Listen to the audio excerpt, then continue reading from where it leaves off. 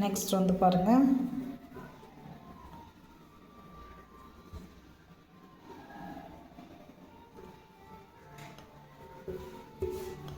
வந்து நீங்கள் எல்லாமே பாக்ஸ் பண்ணுங்கள். ஒவ்வொன்றையும் பாக்ஸ் பண்ணி பண்ணிங்கன்னா கொஞ்சம் கரெக்டாக இருக்கும் உங்களுக்கு எல்லாம் பண்ணுறதுக்கு. இந்த ஷேப் பண்ணிட்டீங்க. இப்போ என்ன பண்ணுங்கள், இதுலேருந்து நம்ம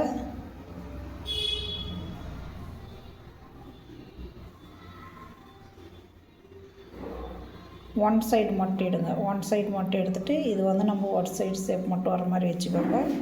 மற்ற சைடு வராத மாதிரி பார்த்துக்கோங்க.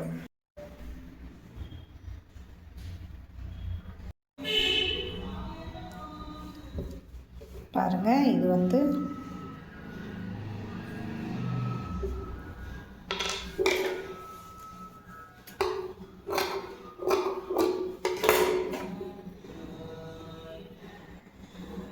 போட்டுக்கோங்க, பாக்ஸ் பண்ணிக்கோங்க.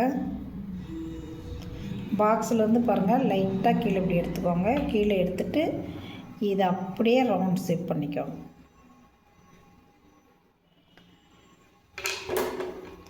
ரவுண்ட் ஷேப் பண்ணி அந்த பாக்ஸ் பண்ணிக்கோங்க.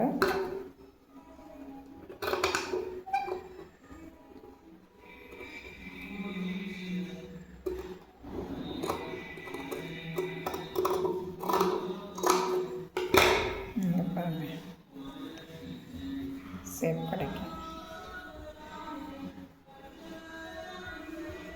எங்கன்னா நெக்ஸ்ட் ஷேப்பு. ஓகே, இங்கே பாருங்கள். அடுத்து இது இங்கே பாருங்கள். இந்த டிசைனை அப்படியே பாக்ஸ் பண்ணிக்கோங்க. பாக்ஸ் பண்ணிவிட்டு இது ஒன் சைடு எடுக்கலாம். ஒன் சைடுக்கு நீங்கள் வந்து ஒரு சைடை இப்படி ஓப்பன் பண்ணிக்கணும். ஓப்பன் பண்ணி மறுபடியும் இப்படி க்ளோஸ் பண்ணிங்கன்னா உங்களுக்கு அந்த இது கிடைக்கும் மார்க்கு. நீங்கள் கீழே பண்ண மார்க்கு சேம் இதில் வந்துடும் உங்களுக்கு.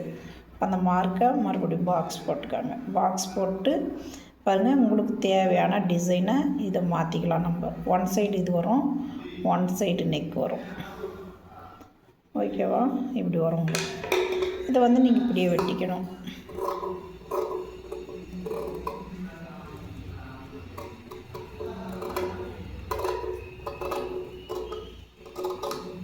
இது ஒன் சைடு நெக்கு. ஒரு சைடு ஷேப் மட்டும் நீங்கள் எடுத்துக்கணும். இது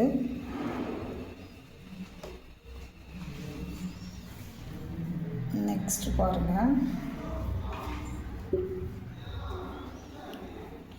முடிஞ்சளவு சிம்பிள் ஆனாலும் கூட ஓரளவுக்கு பெஸ்ட்டாக நெக்கு பண்ணலாம். அதை நான் உங்களுக்கு இப்போ சொல்லித்தரேன்.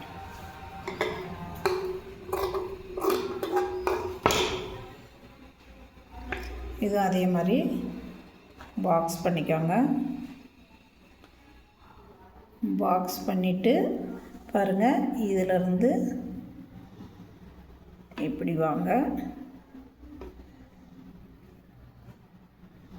இப்படி வந்துடுங்க.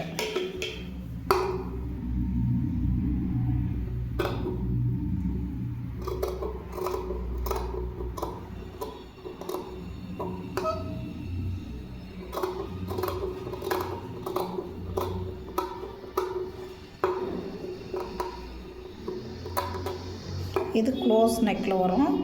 நீங்கள் க்ளோஸாக பண்ணுங்க. இது க்ளோஸ் நெக்கில் வரும். ஓகேங்களா? இப்படி வரும்.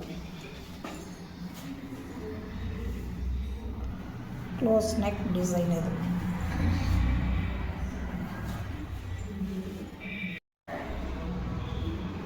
இங்கே பாருங்கள், இது ஒரு டிசைனு.